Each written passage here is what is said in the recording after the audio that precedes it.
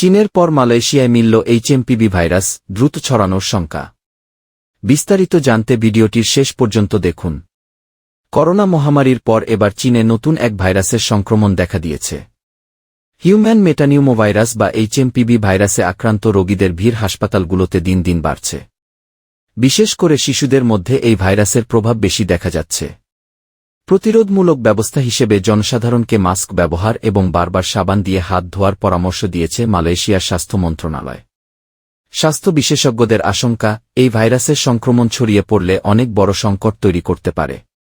HMPV ভাইরাসের কারণে সাধারণত ঠান্ডা জ্বরের মতো উপসর্গ দেখা দেয়। শীতের মৌসুমে ভাইরাসটি বেশি সক্রিয় হয়ে ওঠে। বর্তমানে চীনের বিভিন্ন প্রদেশে এর দ্রুত বিস্তার নিয়ে উদ্বেগ বাড়ছে। চীনের স্বাস্থ্য বিভাগ কিছুদিন আগে ফ্লুজাতীয় রোগের হার বৃদ্ধি নিয়ে সতর্ক করেছিল। কিন্তু বর্তমান পরিস্থিতি নিয়ে কোনো আনুষ্ঠানিক ঘোষণা না দেয়ায় অনেকেই তথ্য গোপনের আশঙ্কা করছেন। এইচএমপিভি 2001 সালে প্রথম শনাক্ত করা হয়। এইচএমপিভি একটি শ্বাসযন্ত্রের ভাইরাস, যা উপরের এবং নিচের শ্বাসযন্ত্রের সংক্রমণ ঘটায়। এটি সব বয়সের ব্যক্তিদের প্রভাবিত করে। তবে শিশু, বয়স্ক এবং যাদের রোগ প্রতিরোধ ক্ষমতা কম, তাদের জন্য ভাইরাসটি সবচেয়ে ঝুঁকিপূর্ণ।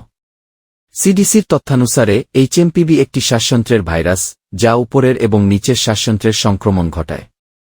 এটি সব বয়সের ব্যক্তিদের প্রভাবিত করে। তবে শিশু, বয়স্ক এবং যাদের রোগ প্রতিরোধ ক্ষমতা কম, তাদের জন্য ভাইরাসটি সবচেয়ে ঝুঁকিপূর্ণ। এইচএমপিভি 2001 সালে প্রথম শনাক্ত করা হয়।